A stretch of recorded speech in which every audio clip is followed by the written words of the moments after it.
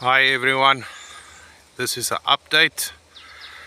It's today Thursday the 7th of August, and this small colony has been sitting under that catch box, refusing to go in since Sunday morning.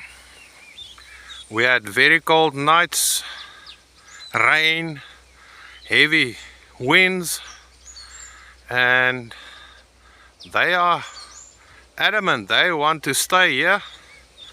So I've built this small Topbar hive,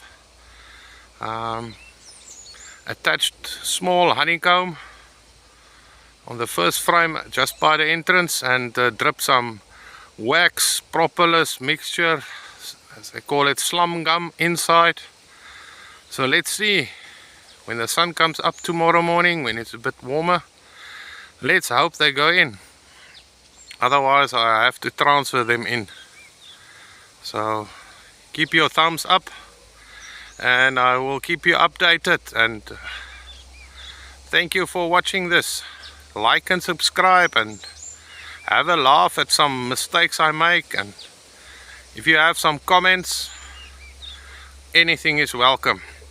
Thanks a lot. Bye.